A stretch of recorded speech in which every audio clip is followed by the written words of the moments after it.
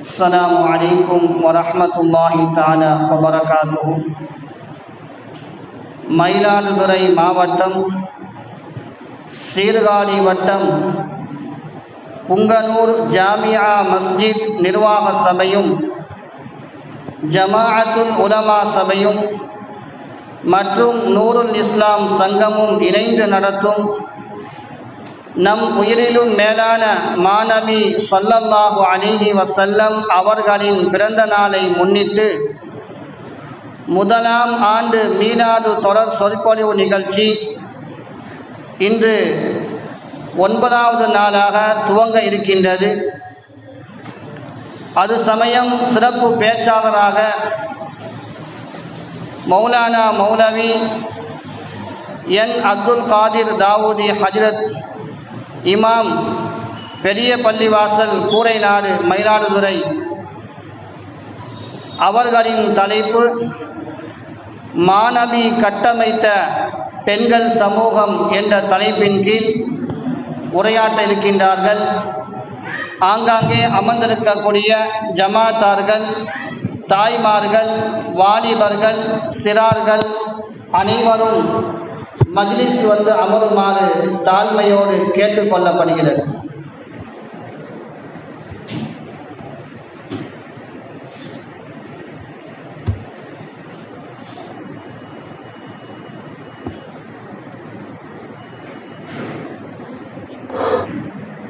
السلام عليكم ورحمة الله وبركاته. الحمد لله رب العالمين والصلاة والسلام على أشرف الأنبياء والمرسلين حبيب رب العالمين وخاتم النبيين سيدنا مولانا محمد صلى الله عليه وسلم عبده ورسوله أما بعد فقد قال الله سبحانه وتعالى في القرآن العظيم والفرقان المجيد ولهن مثل الذي عليهن بالمعروف وقال النبي عليه الصلاة والسلام خيركم خيركم لأهله وأنا خيركم لأهلي أو كما قال عليه الصلاة والسلام. சங்கைக்கும் பெரும் மரியாதைக்கும் உரிய புங்கனூர் நாட்டாமை பஞ்சாயத்து ஜமாத்தாக நிர்வாகஸ்தர்கள், இரண்டு பள்ளியினுடைய மரியாதைக்குரிய இமாம், எனது பாசத்திற்குரிய அப்துல் கனி தாவூதி ஹசரத் அவர்கள், இம்தாதுல்லா நூரானி ஹசரத் அவர்கள் மற்றும் பெரியோர்கள், தாய்மார்கள், சகோதரர்கள், இளம் சிறார்கள் அனைவருக்கும் என்னுடைய முதற்கண் சலாத்தினை தெரிவித்துக் கொண்டு எனது உரை நான் துவங்க ஆரம்பிக்கிறேன்.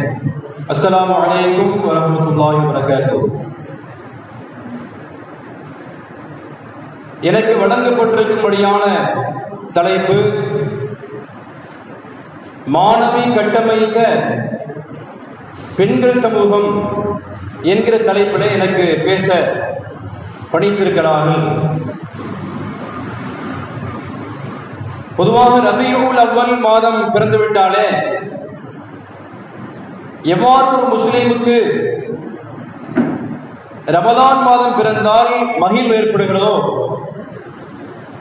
அதைவிட ஒரு கோடி மேலாக ரபியுல் அவ்வல் மாதம் பிறந்துவிட்டாலே இந்த மாதத்தில் எல்லையற்ற மகிழ்வோடு நாம் இருக்கிறோம். காரணம் என்னவென்று சொன்னால், இந்த உலகத்திலே மனித குலம் எப்படி வாழ வேண்டும் என்ற முழுமையான வழிகாட்டியாக இருந்தார்கள் நபி ஸல்லல்லாஹு அலைஹி வஸல்லம் அவர்கள் அவதரித்த இந்த மாதத்திலே பெருமானாரை பற்றி பேசுகிற வாயெல்லாம் மனத்தோடு அதை கேட்கக்கூடிய செவிகள் எல்லாம் தேன் பாய்ந்தது போன்று அதை தான் உள்ளத்திலே பதிய வைத்துக் கொண்டு அமல் செய்யக்கூடிய உள்ளமெல்லாம் குதூகலப்படுகிற நன்னாள் தான் இந்த மாதம். எனவே பெருமானார் ஸல்லல்லாஹு அலைஹி வஸல்லம் பிறந்ததற்காக மகிழ்வடையாமல் ஒரு மூமின், ஒரு இறை நம்பிக்கையாளன், ஒரு முஸ்லிம் வேறு எதற்குத்தான் இதைவிட அதிக மகிழ்வட முடியும்? நாம் எல்லாம் கேள்விப்படுகிறோம், பெருமானாருடைய எதிரிகள் கூட பெருமானாரை நேசித்தார்கள். அபூ லஹப் இருக்கிறானே, நபிகள் பெருமானார் ஸல்லல்லாஹு அலைஹி வஸல்லம் சிறிய தகப்பனார் அபூ லஹப். அவன் குறித்து அல்லாஹ் தஆலா ஒரு தனி அத்தியாயத்தை, ஒரு சூறாவை அல்லாஹ் தஆலா இறக்கி தந்திருக்கிறார். பெருமானார் பிறந்த தினத்தன்று அபூ லஹபினுடைய அடிமை பெண் ஒருவர், அவங்களுக்கு பேர் சுவைபா என்று பெயர். அந்த அம்மையார் நபி ஸல்லல்லாஹு அலைஹி வஸல்லம் அவருடைய பிறப்பு செய்தியை தன்னுடைய எஜமானராக இருக்கும்படியான அபூ லஹபிடத்திலே சுப செய்தி சொல்கிறார். உங்களுடைய தம்பி அப்துல்லா இருக்கிறாரே, அவருக்கு ஆண் குழந்தை பிறந்திருக்கிறது. உங்களுடைய சகோதரர் அப்துல்லா இருக்கிறாரே, அவர் காலமாகிட்டார், அவருக்கு ஆண் குழந்தை பிறந்திருக்கிறது என்று பெருமானார் பிறந்த செய்தியை அபூ லஹபுடைய அடிமை சுவைபா அம்மையார் தன்னுடைய எஜமானர் அபூ லஹபிடத்திலே நல்ல செய்தியை சொன்னார். பொதுவாக நம்ம ஏதாவது முக்கியமான ஒரு செய்தியை சந்தோஷமான செய்தியை சொல்லிட்டால், ஒரு கையும் ஓடாம காலும் ஓடாம ஏதாவது அவருக்கு ஒரு அன்பளிப்பு செய்ய வேண்டும் என்று எல்லோருக்குமே அப்படி ஒரு சிந்தனை இருக்கத்தான் செய்யும். அபூ லஹபும் அன்றைக்கு அதே சிந்தனை வயப்பட்டான். பெருமானார் பிறந்ததற்காக அதே சிந்தனையிலே அவன் என்ன செஞ்சான்னு சொன்னால், நல்ல செய்தியை நீ கொண்டு வந்தாய் சுவைபாவே, நல்ல செய்தியை நீ தந்திருக்கிற, அதனால நான் ஏதாவது உனக்கு அன்பளிப்பு செய்ய வேண்டும் என்று நான் நாடுகிறேன் அப்படின்னு சொல்லிட்டு தன்னுடைய அந்த கலிமா விரல், ஆள்காட்டி விரல் இருக்கிற, ஷஹாதத்துடைய விரல் இருக்கிற, அதை நேரடியாக சுவைபா அம்மையாரை காண்பித்து அவன் சொன்னான், அன்தி ஹுர்ரத்தும் ஃபில்லாஹ், நீ ஒரு நல்ல அற்புதமான செய்தியை கொண்டு வந்ததினாலே நான் மன மகிழ்வடைந்திருக்கிறேன். அதனாலே இனிமேல் எனக்கு நீ அடிமை அல்ல, உன்னை நான் உரிமை விடுகிறேன் என்று அவன் சொன்னான். அவன் நரகவாசி அப்படிங்கிறதுல எந்த விதமான மாற்று கருத்தும் இடமே இல்லை. என்று சொன்னால் அவன் வாழுகிற காலத்திலேயே தப்பத்தி எதா சூரா இறங்கிருச்சு. தப்பத்தி எதா அபீ லஹபின் வத்தப்ப, பெருமானார் ஸல்லல்லாஹு அலைஹி வஸல்லம் அவர்களை சஃபா மலை குன்றுக்கு மேலே நின்று கொண்டிருந்த பெருமானார் தன்னுடைய உறவுகளை எல்லாம் அழைத்தார்கள், இங்க வாங்க நான் சொல்றது கேளுங்கட்டாங்க.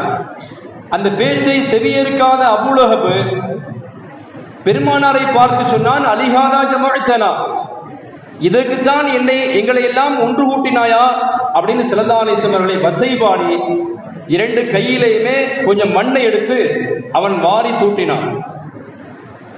பெருமானாருக்கு அழிவு என்கிற பாணியிலே அவன் சொன்னான். அதற்கு பதிலை அல்லாஹ் தஆலா தந்தான், தப்பத்தி யதா அபீ லஹபின் வத்தப்ப, எந்த உன்னுடைய கையினாலே என் பெருமானாரை பற்றி நீ சபித்தாயோ அபூ லஹபே, உன்னுடைய இரண்டு கரங்களும் நாசமடையட்டும் என்று அல்லாஹ் பேசினான். வத்தப்ப, அவன் நாசமடையட்டும். மா அக்னா அன்ஹு மாலுஹு வமா கஸப், அவன் சம்பாதித்த பொருளாதாரம் அனைத்தும் அவனுக்கு எந்த பலனையுமே தராது. அதாவது அபூ லஹப் பெருமானாரை சபித்தான், அதோடு அல்லாஹ் நிறுத்திக் கொண்டிருக்கலாம். அடுத்த வசனத்துல நீ சம்பாதிச்ச எந்த பொருளாதாரமும் உனக்கு எந்த பலனையுமே தராது என்று அல்லாஹ் சொல்லுவான் என்று சொன்னால், நபியை சபித்த ஒருவருடைய பொருளாதாரம் அவனுக்கு பலன் தரா என்று சொன்னால், நபியை பற்றி புகழ் பாடுவதற்கு, நபியை பற்றி பேசுவதற்கு, நபியினுடைய வரலாற்றை எடுத்துச் சொல்வதற்காக செலவழிக்கிற பொருளாதாரம் யாரு செலவு செய்தாரோ அவருடைய பொருளாதாரம் பலன் தரும் என்பதுதான் அதனுடைய சூட்சமம். நபி ஸல்லல்லாஹு அலைஹி வஸல்லம் பற்றி பெருமை பேசுவதற்காக, பெருமானாருடைய புகழ் பாடுவதற்காக இந்த சபை ஒன்று கூடியிருக்கிறதே, இந்த சபைக்காக எத்தனை ரூபாய்களை செலவு செய்யப்படுகிறதோ அந்த அத்துணை நபர்களுடைய பொருளாதாரத்திலையும் அல்லாஹ் நல்ல பலனை தருவான். கியாமத்து நாள் வரை அது பலன் மிக்கது என்பதே எவ்விதமான மாற்று கருத்துக்கு இடமில்லை. அபூலஹபுடைய குடும்பத்தையும் சேர்த்து அல்லாஹ் தஆலா சபிக்கிறான். வம்ரஅத்துஹு ஹம்மாலத்துல் ஹதப், அவனுடைய மனைவி விறகு சுமக்கக்கூடிய உம்மு ஜமீல் என்று சொல்லப்படுகிற அபூலஹபுடைய மனைவி இருக்கிறாளே, பெருமானாருக்கு சதாவும் தொல்லை கொடுக்கிறதிலே அவள் ஆனந்தம் கண்டாள், மகிழ்ச்சி அடைந்தாள். எனவே அல்லாஹ் தஆலா அந்த அபூலஹபுடைய மனைவியும் சேர்த்து சபிக்கிறான். அன்பிற்குரிய அல்லாஹ்வின் நல்லடியார்களே, இந்த இடத்துல நபி ஸல்லல்லாஹு அலைஹி வஸல்லம் சொன்னாங்க, அபூலஹப் நரகத்துக்கு போனான், நரகத்திலையும் அவனுக்கு ஒரு நன்மை இருக்கிறது என்று சொன்னார். என்னன்னு சொன்னா, பொதுவாக நரகவாசிகளுடைய உணவை பற்றி குர்ஆன் சொல்கிறது, லா யுஸ்மின் வலா யுக்னி மின் ஜூஇன். நரகவாசிகள் நரகத்திலே தனக்கு பசி ஏற்படுகிற வேளையிலேயாம் ஏதாவது கிடைக்குமா என்று அவரோடு எதிர்பார்ப்பார்கள். அவ்வளவு கனமான பசியா இருக்கும். பொதுவாக ஒரு உணவினுடைய நோக்கம் என்னன்னு சொன்னால், பசிக்கிற வேளையிலே உணவு சாப்பிட்டால் அந்த உணவிற்கான 2 தன்மைகள் வேண்டும். உணவு சாப்பிட்டால் அதற்கு 2 நல்ல தன்மைகள் வேண்டும். என்ன தன்மைகள் என்று சொன்னால், நாம் பசிக்கு உணவு சாப்பிடுகிற வேளையிலே அந்த உணவு நம்முடைய பசியை போக்க வேண்டும். எதற்காக உணவு சாப்பிடுறோம் என்று சொன்னால், எவ்வளவு சாப்பிட்டாலும் இன்னும் பசிக்கிறதுன்னு சொன்னால் அந்த உணவு பசி அமரவே இல்லை, பசி அமர்த்த உணவினாலே முடியலன்னு சொன்னால் அவர் பசியோடு தான் இருப்பார். உணவிற்கு 2 தன்மை இருக்கிறது. அவர் பசிக்கிற நேரத்திலே உணவை சாப்பிட்டால் அந்த உணவின் மூலியமாக பசி அமர்ந்து விட வேண்டும். இது முதலாவது தன்மை. இரண்டாவது தன்மை என்னன்னு சொன்னால், அவர் சாப்பிட சாப்பிட வெயிட் லாஸ் ஆகக்கூடாது, எடையை குறையக்கூடாது. 70 கிலோ இருக்கிறார் சொன்னால் கரெக்டா 3 வேளை சாப்பிட்டுறாருன்னு சொன்னால் 70 அப்படியே இருக்கலாம், அல்லது 71 மாறலாம், 72 போகலாம். ஆனா எவ்வளவு சாப்பிட்டாலும் ஒருத்தர் 70ல இருந்து 70க்கு நிக்காமல் 68, 65, 60 போகுதுன்னு சொன்னா இந்த உணவு சாப்பிட்டு பயனே இல்லைன்னு அர்த்தம். உணவுக்கு 2 தன்மை இருக்கிறது. ஒன்று, அவர் சாப்பிட்டால் பசி அமர வேண்டும், பசி இல்லாமல் மாறிடணும். இரண்டாவது தன்மை, அவர் சாப்பிட்ட உணவின் காரணத்தினாலே, அவர் சாப்பிட்டால் அந்த உணவின் காரணத்தினால் அந்த சாப்பிடக்கூடிய உணவாகிறது அவருடைய எடையை குறைக்க செய்யக்கூடாது. இந்த 2 தன்மையும் தான் உணவுக்குள்ளான தன்மை. ஆனா திருக்குர்ஆனில் அல்லாஹ் தஆலா சொல்கிறான், நரகவாசிகளுடைய உணவிலே இந்த 2 தன்மை இருக்காது. லா யுஸ்மின் வலா யுக்னி மின் ஜூஇன். அவர்கள் எவ்வளவு சாப்பிட்டாலும் அதனாலே உடல் கொழுக்க செய்யாது, எடை கூடாது. நரகவாசிகளுடைய உணவை, நரகவாசிகளுடைய உடலை பற்றி பெருமானார் சொன்னார்கள், பெரிய மலை போன்று இருக்கும். நரகவாசியுடைய வயிறாகிறது பெரிய அறையை போன்று பெரிய வீட்டை மாறி இருக்கும் என்றெல்லாம் சொன்னார்கள். அது கொழுத்ததினால் அல்ல. ஒரு மனிதன் அடி வாங்கி, அவன் மிதி வாங்கி ஏதாவது கீழே விழுந்ததினால் ஏற்பட்ட வீக்கத்தினால் உடம்பு பெருத்து போயிருச்சுன்னு சொன்னா அது கொழுத்ததினால் என்பது அல்ல, அப்படி வந்துடாது. இதே மாதிரிதான் நரகவாசி நரகத்திலே பெறக்கூடிய வேதனையினால் உடம்பு வீங்குகிறதே, அந்த வீக்கத்துடைய தன்மைதான் அது ஒழிய உணவினால் பெருத்ததல்ல என்பதை திருக்குர்ஆன் சொல்கிறது. லா யுஸ்மின் வலா யுக்னி மின் ஜூஇன். நரகவாசிகள் என்ன சாப்பிட்டாலும் கடுமையான கொதி நீரை குடிப்பார்கள், கற்றாழை அந்த செடியை சாப்பிடுவார்கள். அவர்கள் சாப்பிடுறதுனால பசி தீரவே தீராது. குர்ஆன் சொல்கிறது, வலா யுக்னி மின் ஜூஇன் லா யுஸ்மின். அவர்கள் உணவு சாப்பிட்டால் உணவினால் கொழுக்க மாட்டார்கள். வலா யுக்னி மின் ஜூஇன். அவர்கள் எவ்வளவு சாப்பிட்டாலும் பசித்தவர்களாக இருப்பார்கள் என்று நரகவாசிகளுடைய உணவுகளை பற்றி அல்லாஹ் தஆலா சொல்லித் தருகிற அந்த வேளையிலே பெருமானார் ஸல்லல்லாஹு அலைஹி வஸல்லம் நமக்கு சொன்னாங்க, அபூலஹப் நரகவாசி தான், ஆனாலும் அவனுக்கு திங்கட்கிழமை தோறும் இந்த கலிமா விரலின் மூலியமாக நன்னீர் புகற்றப்படுகிறது என்று ஸல்லல்லாஹு அலைஹி வஸல்லம். எவ்வளவு பெரிய பாக்கியம் அது! எதனாலே அந்த பாக்கியம் என்று சொன்னால், நரகத்துக்கு சென்ற பின்னாலே கூட அபூலஹபுக்கு தன்னுடைய கலிமா விரலினாலே அவன் சுவைக்கக்கூடிய, அவன் பசியினாலே தாகத்தினாலே அருந்துவதற்காக அவனுக்கு நன்னீர் இந்த கலிமா விரலிலே சுரக்கும் என்று ஸல்லல்லாஹு அலைஹி வஸல்லம். அதை குடித்து அவன் தாகம் தீர்ந்து ஓடுவான் என்று பெருமானார் வர்ணிக்கிறார். எதனால் இந்த பாக்கியம் என்று சொன்னால், பெருமானார் பிறந்த தினத்தன்று அவன் சந்தோஷப்பட்டான். அந்த மகிழ்வடைந்த வேளையிலே அந்த செய்தியை கொண்டு வந்த சுவைபா அம்மையார் இருக்கிறாரே, அவன் அடிமை தலையிலிருந்து உரிமை விட்டுட்டு இனிமேல் எனக்கு அடிமை இல்லை, நீ சுதந்திரமாக வாழலாம் என்று சந்தோஷத்தில் சொன்னானே, இதன் பலன்தான் என்று நபிகள் நாயகம் ஸல்லல்லாஹு அலைஹி வஸல்லம் நரகத்துக்கு போன பின்னாலேயும் அபூலஹபுக்கு வாரந்தோறும் திங்கட்கிழமை என்று அவருடைய களிமாவர்களிலே அவனுக்கு குடிப்பதற்கான தாகம் இருக்கக்கூடிய தண்ணீர் சுரக்கிறது என்று பெருமானார் சொன்னார். அன்பிற்குரிய அல்லாஹ்வின் நல்லடியார்களே, பெருமானாரை பற்றி பேசுவது பெரிய பாக்கியம். பெருமானாரை பற்றி கேட்கக்கூடிய காதுகள் பாக்கியம் பெற்றவை. பெருமானாரை பற்றி பேசக்கூடிய நாவுகள் பாக்கியமானவை. பெருமானாருடைய மஜ்லிஸிலே அவர்களை பற்றி பேசப்படுகிற மஜ்லிஸிலே சபையிலே அமர்வது என்பது பாக்கியமான மனிதர்களுக்கு அல்லாஹ் தருகிற மிகப்பெரிய சிறப்பு. அன்பிற்குரிய அல்லாஹ்வின் நல்லடியார்களே, 12 நாட்களும் பொங்கலூர் ஜாமியா மஸ்ஜிதிலே இது போன்ற மீலாது விழாக்கள் நடத்தப்படுகிறது.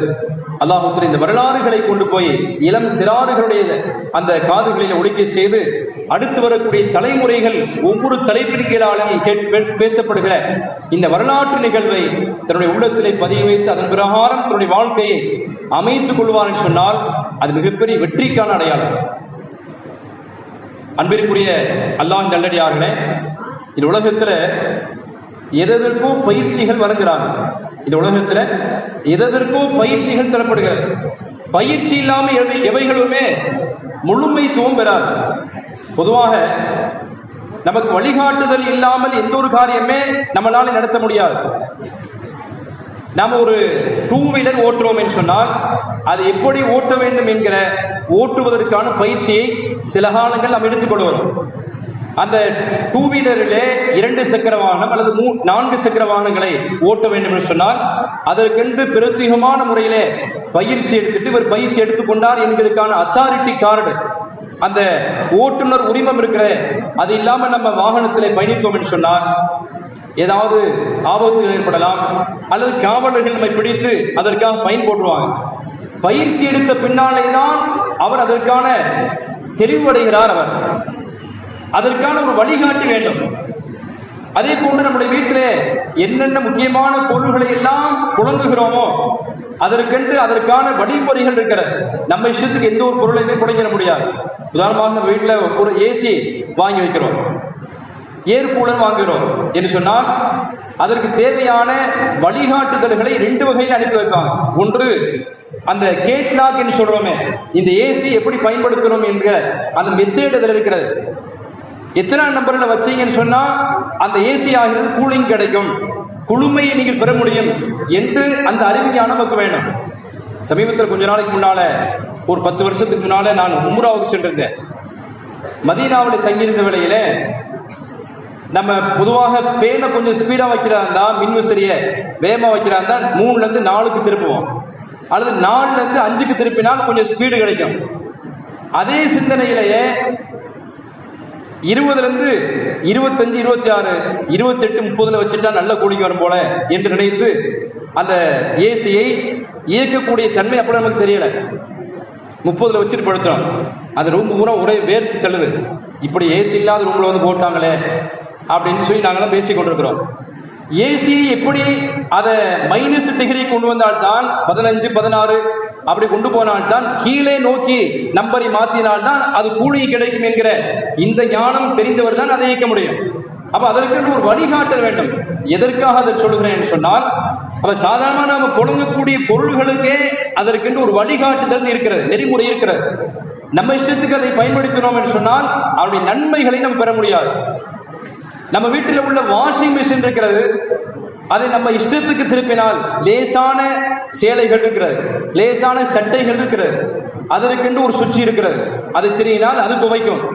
ரொம்ப ஹார்டான துணிகள் இருக்கிறது, அதை துவைக்கிறாங்க. இந்த மெத்தேடில் தான் அந்த சுவிட்சை தான் திருப்ப வேண்டும். நம்ம ஹார்டா துவைக்க வேண்டியதில் லேசா துவைக்கிறத திருப்பினா அது தாறுமாற வேற மாதிரி ஓடும். அப்ப அதற்கென்று ஒரு வழிமுறைகள் இருக்கிறது.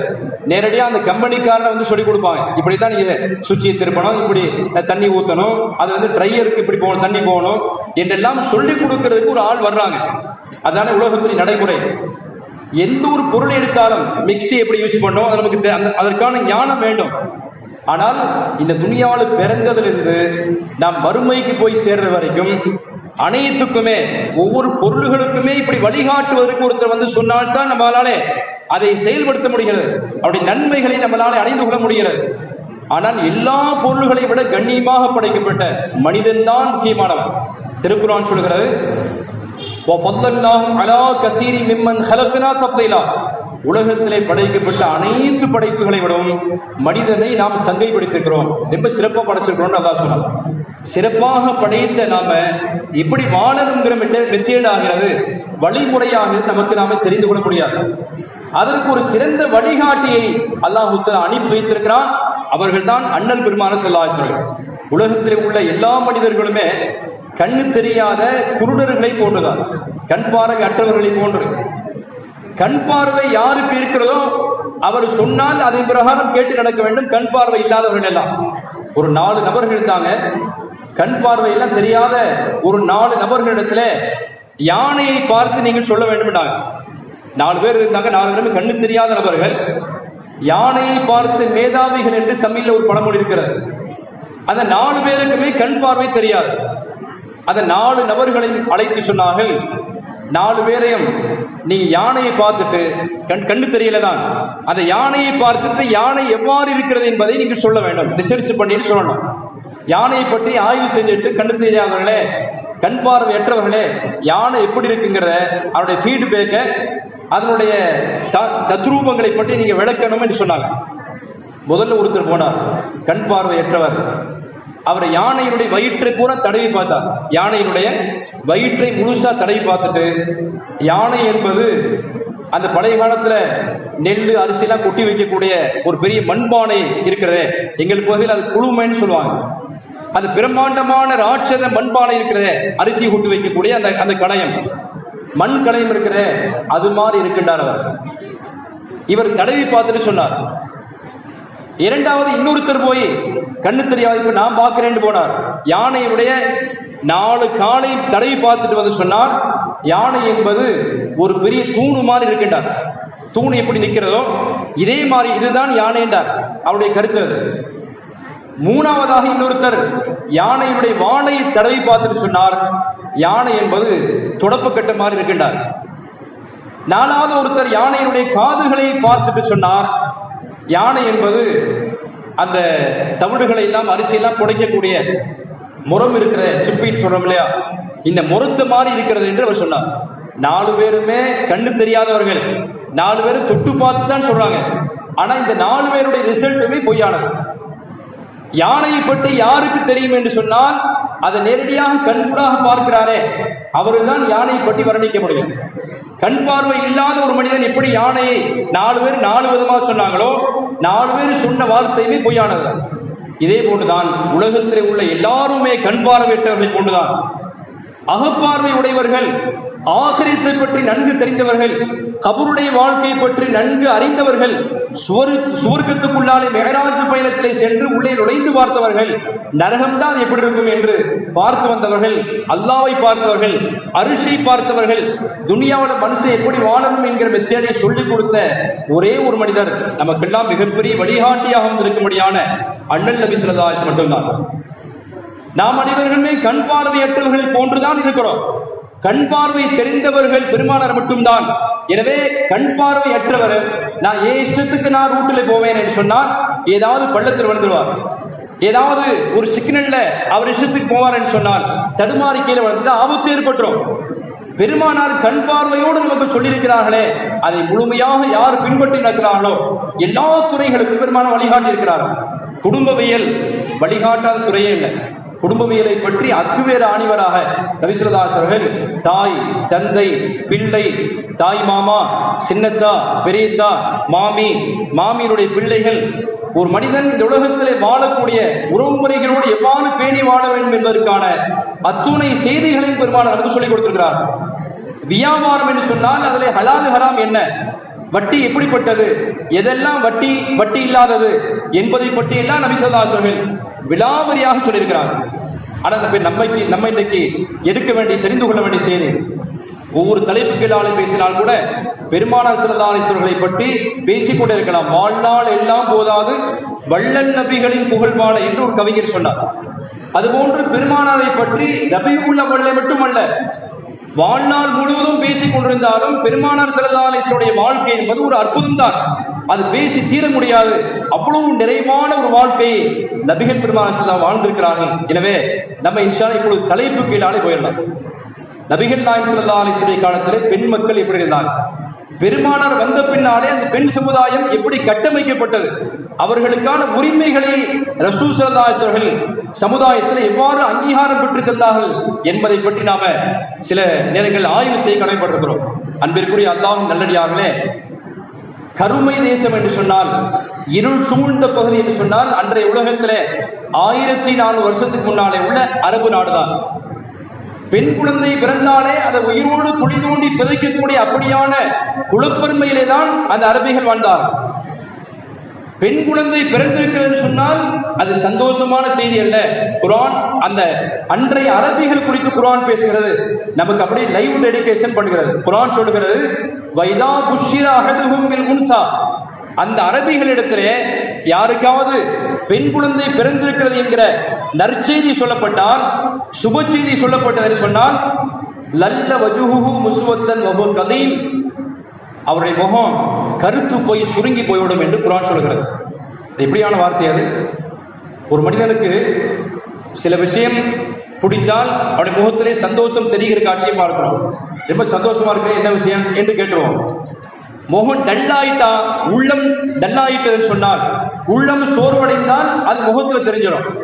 அந்த அரபிகளுடைய உள்ள கண்ணாடியை வெளியிலே கொண்டு வந்து அல்லாஹ் தஆலா காட்டுகிறார். பெண் குழந்தை பிறந்திருக்கிறது என்கிற சுப செய்தி அன்றைய அரபு தேசத்திலே அன்றைய அரபிகளிடத்திலே சொல்லப்பட்டால், லல்ல வஜுஹு முஸ்வத்தன் வஹு கலீம், அந்த முகம் சுருங்கி போய், செடிகளிலே சில வகை இருக்கிறது, தொட்டா சுருங்கின்னு சொல்லுவாங்க, அது எப்படி விரல வச்ச உடனே அது சல்லுன்னு சுருங்கி விடுகிறதோ, இதே மாதிரியாக அந்த அரபிகளுடைய முகமாகிறது கருத்து போய் சுருங்கி விடுகிறது என்று அல்லாஹ் சொன்னார்.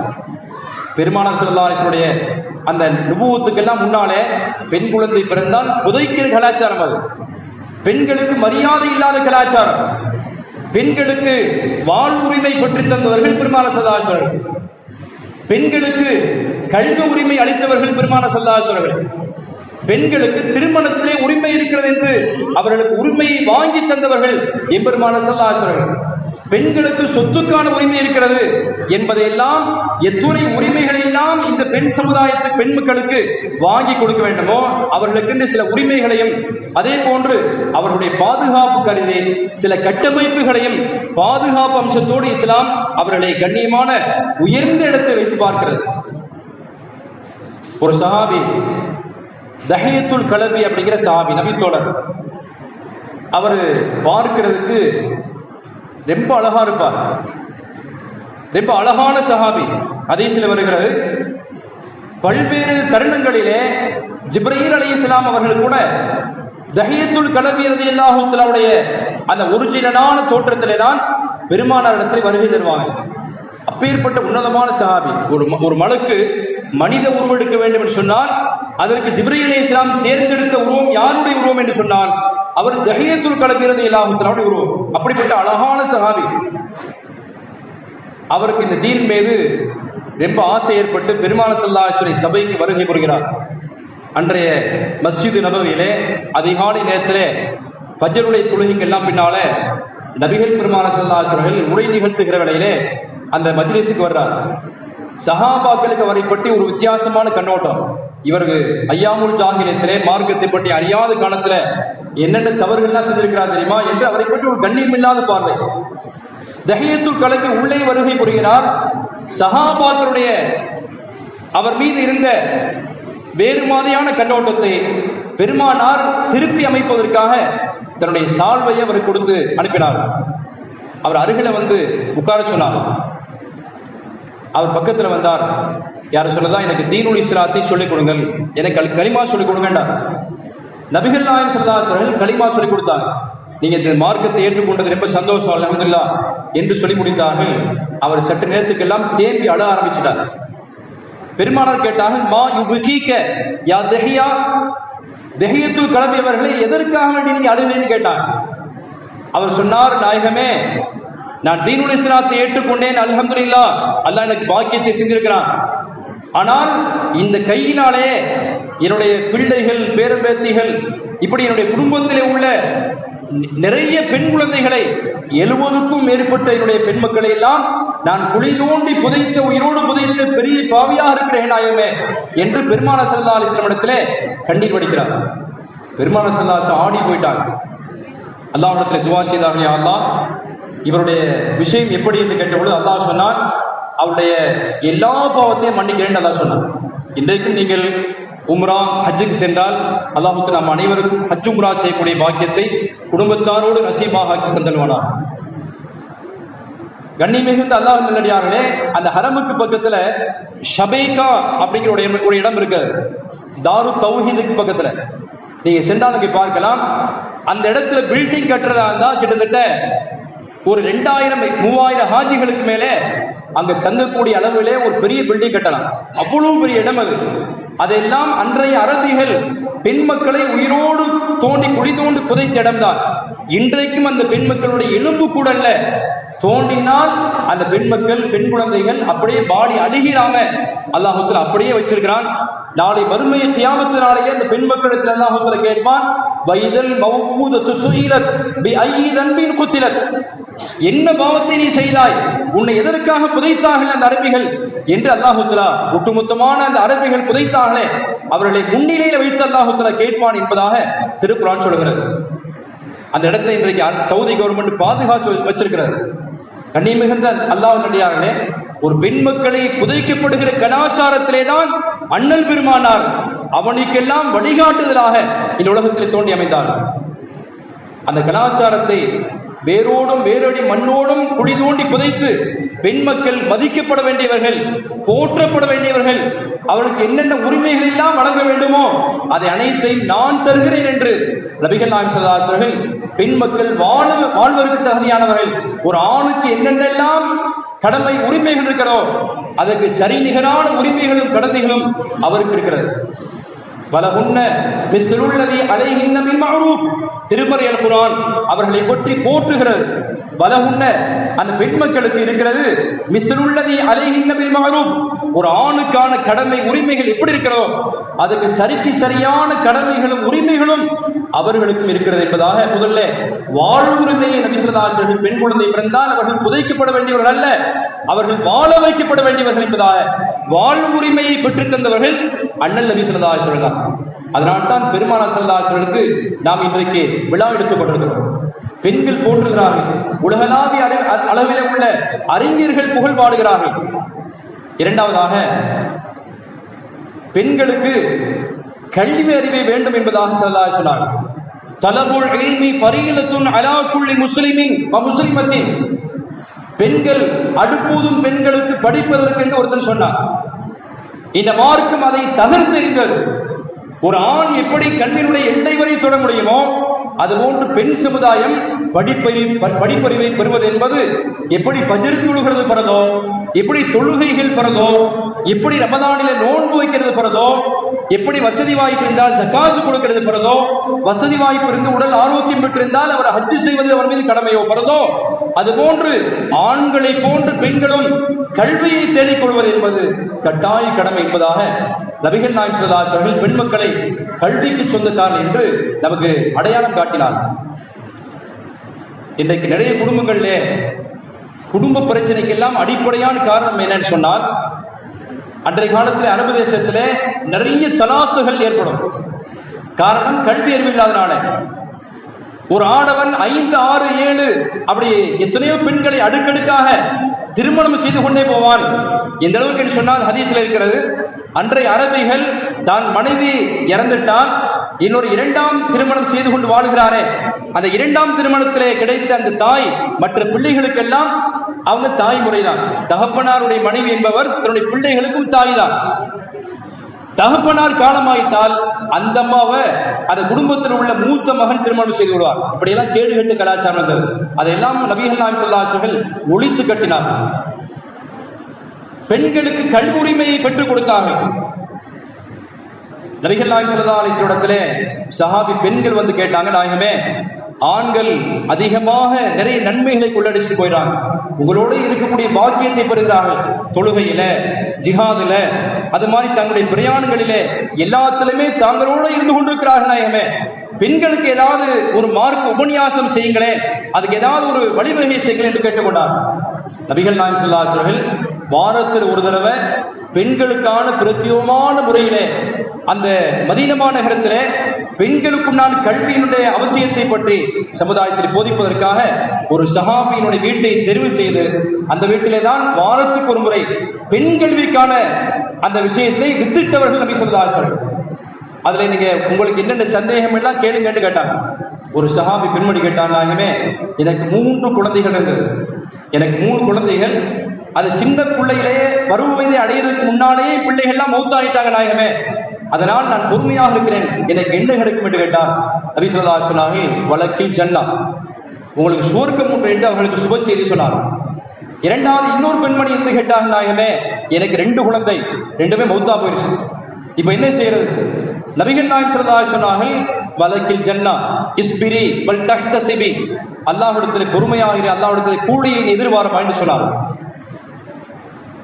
மூணாவதாக ஒரு குழந்தையை பற்றி நாங்கள் கேட்கல, கேட்டிருந்தால் அதற்கும் பெருமானார் ஸல்லல்லாஹு அலைஹி வஸல்லம் பதில் சொல்லியிருப்பாங்க என்று வாரந்தோறும் பள்ளிக்கூடத்திலே பெருமானார் என்ற கல்லூரியிலே சென்று பாடத்தை கற்றுக்கொண்டவர்கள் பெண் சமுதாய மக்கள் என்று பார்க்கிறோம். கல்விக்கான உரிமையை பெண்களுக்கு பெற்றுத் தந்தவர்கள் நபிகள் நாயகம் ஸல்லல்லாஹு அலைஹி வஸல்லம். அவர்களுக்கு சரிநிகரான அனைத்து உரிமைகளையும் இந்த இஸ்லாம் வழங்கியது. இன்னல் முஸ்லிமீன வல் முஸ்லிமாத்தி வல் முஃமினீன வல் முஃமினாத் வல் கானிதீன வல் கானிதாத் வஸ் ஸாதிகீன வஸ் ஸாதிகாத் வஸ் ஸாயிமீன வஸ் ஸாயிமாத். ஒரு ஆண் என்னென்னலாம் செய்றானோ அதையெல்லாம் பெண் செய்கிற வேளையிலே ஆண் தொழுகிறான், பெண்களும் தொழுகிறார்கள். தொழுகக்கூடிய ஆண்களுக்கும் தொழுகக்கூடிய பெண்களுக்கும் அல்லாஹ்விடத்தில் நிரப்பமான கூலி உண்டு. நோன்பு வைக்கக்கூடிய ஆணுக்கும் நோன்பு வைக்கிற பெண்களுக்கும் நிரப்பமான குறைவின்றி நிறைவான கூலி உண்டு. உண்மை பேசக்கூடிய ஆணுக்கும் பெண்களுக்கும் நிறைவான குறைவின்றி கூலி உண்டு என்று அல்லாஹ் சொன்னார். தர்மம் செய்யக்கூடிய ஆண்களுக்கும் சரி, தர்மம் செய்கிற பெண்களுக்கும் சரி, குறைவின்றி நிறைவான கூலி உண்டு என்று ஆண்களுக்கு எவைகள் எல்லாம் உரிமை இருக்கிறதோ, எந்தெந்த நன்மைகள் எல்லாம் அவர்களுக்கு பங்கு உண்டோ அத்துணையுமே பெண் மக்களுக்கு அதற்கான அமல்களிலே பங்கிருக்கிறது என்பதை பெற்றுத்தந்த பெருமானார் ஸல்லல்லாஹு அலைஹி வஸல்லம் பற்றி எவ்வாறு பேசாமல் இருக்க முடியும்? அன்பிற்குரிய அல்லாஹ்வின் நல்லடியார்களே, இன்றைக்கு நிறைய தலாக்குகள் நிறைந்து காணப்படுகிறது.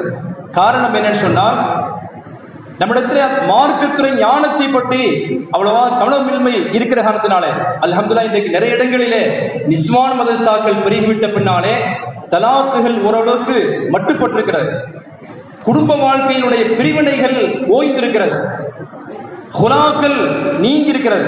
பழைய காலத்துல நீங்க அந்த பள்ளிவாசல் தப்தர் எடுத்து பார்த்தீங்கன்னா எத்தனை தலாக்குகள் எத்தனை குலாக்கள்.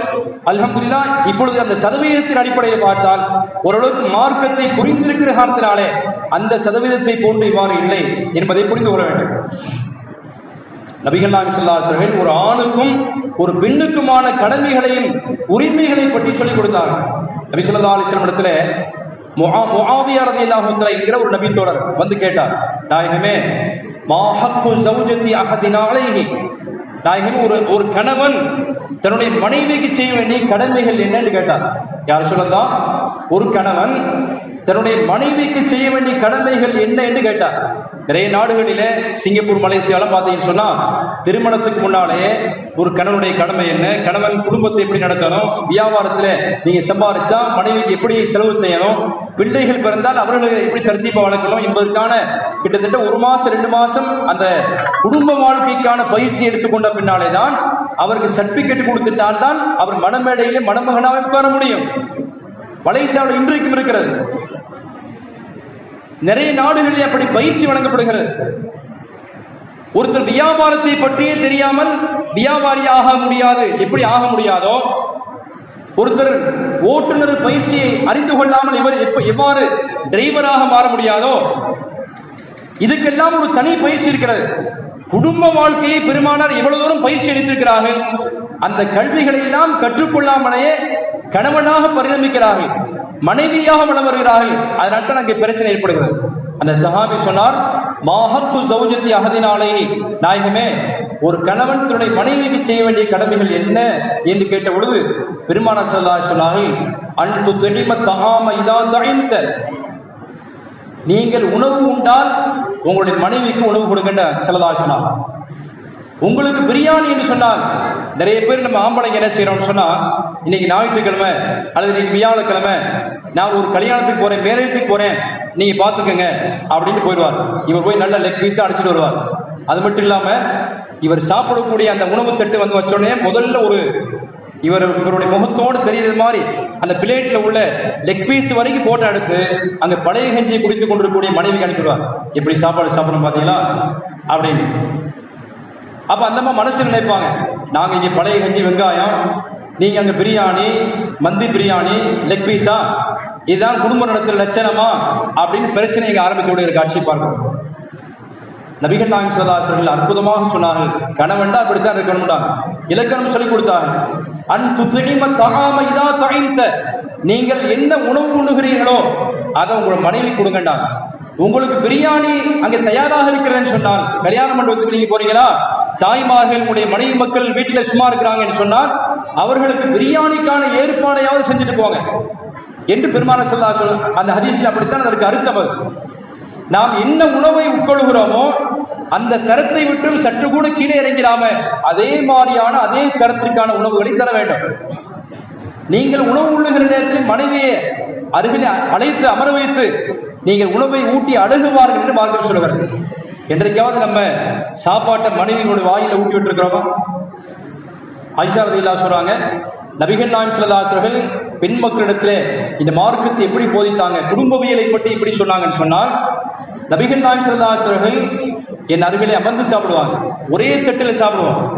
இறைச்சி துண்டை நான் ஒரு பக்கத்தில் கடித்து இழுப்பேன், எம்பெருமானார் ஸல்லல்லாஹு அலைஹி வஸல்லம் இன்னொரு பக்கத்தில் கடித்து இழுப்பாங்க.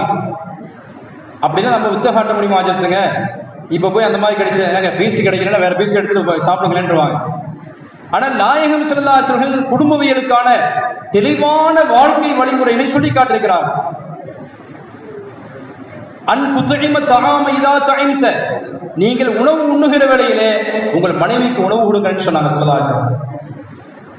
இரண்டாவது பெருமானார் சொன்னார்கள், ஒரு கணவன் மனைவியுடைய செய்ய வேண்டிய கடமைகள், வன் தக்ஸூஹா இதக்கு தஸைத, உங்களுக்கு நல்ல ஆடை என்று சொன்னால் எப்பெல்லாம் நீங்க ஆடை எடுத்து கொடுக்க வேண்டும் என்று ஆசைப்படுறீங்களோ, வருஷத்துல ஒரு 3-4 தடவை அல்லது ஒரு விசேஷமான நாட்களில் அல்லது குடும்பத்தில் ஏதாவது ஒரு திருமண சுபகாரியங்கள் நடக்கிறது, அந்த மாதிரி நேரத்தில் எல்லாம் நம்ம ஆடை உடுத்துறோம்னு சொன்னால் மனைவிட்ட உனக்கு பட்டுப்புடவை 10 இருக்கிற பீரோவை திறந்து ஊற்றி கொடுத்துக்க அப்படின்னு சொல்லிடக்கூடாது. நமக்கு ஆடை என்று சொன்னால் மனைவிக்கு ஆடை வழங்க வேண்டும் என்று மாணவி ஸல்லல்லாஹு சொல்லியிருக்கிறார். நல்ல குடும்பத்திற்கான இலக்கணத்தை பெருமானார் அப்படித்தான் கற்றுக் கொடுத்தார்கள்.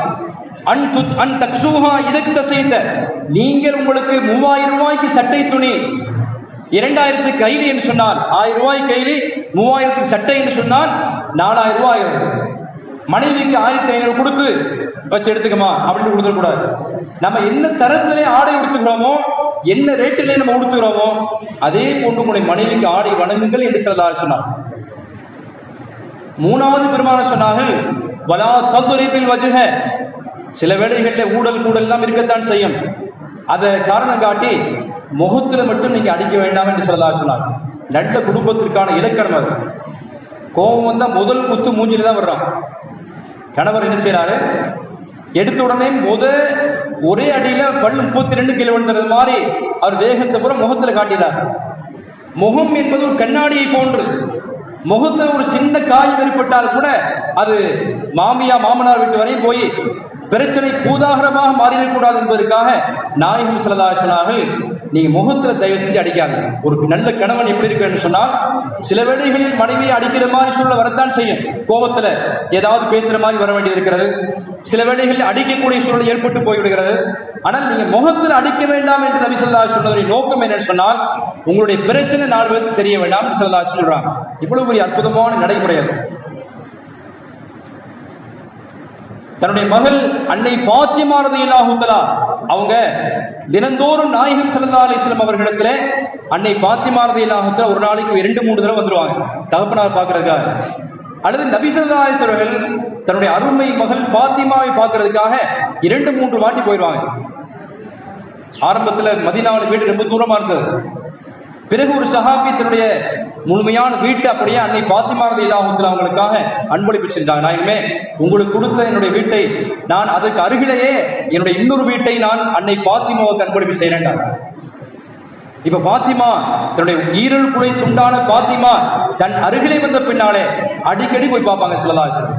ஹதீஸில் இருக்கிறது, நபிகள் பெருமானார் ஸல்லல்லாஹு அலைஹி வஸல்லம் தாம் வீட்டுக்கு வருகை புரிந்தால் என்னுடைய உயிருக்கு உயிரான உயிரை விட மேலான தகப்பனார் தாம் வீட்டுக்கு வருவதை நினைத்தாலே குதூகலப்படுவார்கள். அன்னை ஃபாத்திமா எழுந்துட்டுருவாங்க. எழுந்து நின்று பெருமானார் ஸல்லல்லாஹு அலைஹி வஸல்லம் வாசல் வரை தன்னுடைய தகப்பனாரை உள்ளே வரவழைத்து கையை பிடித்து அவருடைய நெத்தியிலே முத்தமிட்டு தன் அருகிலே வந்து அமர சொல்வார் என்று ஹதீஸில் இருக்கிறது. இவ்வளவு ஒரு தகப்பனார் இப்பேற்பட்ட மகளை உருவாக்கிறார். அன்னை ஃபாத்திமா தன் வீட்டுக்கு வந்தால் நாயகம் ஸல்லல்லாஹு அலைஹி வஸல்லம் சும்மா உட்கார்ந்துட மாட்டாங்க. ஃபாத்திமாவை வாமா என்று துள்ளி குதித்து ஓடி போய் ஃபாத்திமாவை தன் வீட்டினுடைய வாசலிலேந்து அழைத்து கொண்டு வந்து ஃபாத்திமா ரலியல்லாஹு அன்ஹா நெத்தியிலே முத்தமிட்டு தன்னுடைய அருகிலேயே அமர்த்துக் கொள்வார் என்று ஹதீஸில் இருக்கிறது. இப்படித்தான் குடும்பவியல். பெண்களை அப்படித்தான் நபி ஸல்லல்லாஹு அலைஹி வஸல்லம் உயர்ந்த ஸ்தானத்தில் வைத்து பார்த்தார். அன்னை ஹதீஜா ரலியல்லாஹு அன்ஹா மௌத்தாகிற வேளையில அவங்க சக்கராத்துல இருக்கிறாங்க. பெருமானார் ஸல்லல்லாஹு அலைஹி வஸல்லம் இடத்திலே ஒரு 3 வசியத்து பண்ணாங்க. ஹதீஸில் இருக்கிறது, யார் சொல்லலாம், நான் தங்களிடத்திலே ஒரு 3 கோரிக்கையை வைக்கிறேன். அது என்ன கோரிக்கை என்று பெருமானார் ரொம்ப கவனத்தோடு கேட்டாங்க.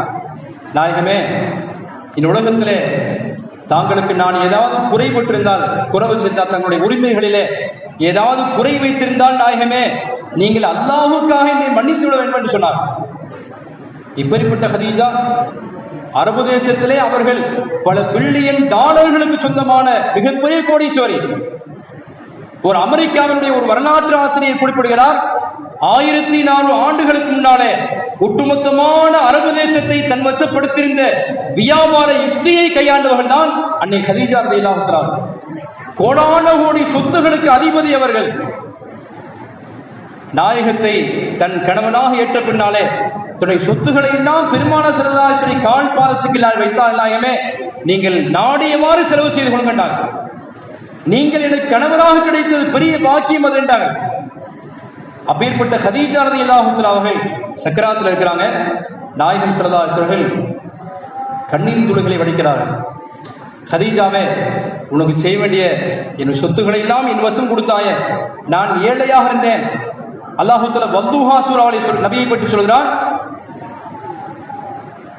நீங்கள் ஏழையாக இருந்தீர்கள், உங்களை பணக்காரனாக அல்லாஹ் தஆலா ஆக்கினான் இல்லை என்று கேட்டார். எதனால் பணக்காரனாக கோடீஸ்வரனாக பெருமானார் பரிணமித்தார் என்று சொன்னால், ஹதீஜா தப்சீரில் எழுதுறாங்க, ஹதீஜா ரலியல்லாஹு அன்ஹாவுடைய கோடான கோடி பல பில்லியன் ட்ரில்லியன் சொத்துகளுக்கு எல்லாம் பெருமானார் தான் இப்பொழுது அதிபர். ஹதீஜா ரலியல்லாஹு அன்ஹாவுடைய சொத்துக்களை எல்லாம் பெருமானாருக்கு அன்பளிப்பு செய்த பின்னாலே நபிதான் ஒட்டுமொத்தமான அரபு தேசத்திலே அவர்தான் மிகப்பெரிய கோடீஸ்வரர், அதிபராக இருந்தார்.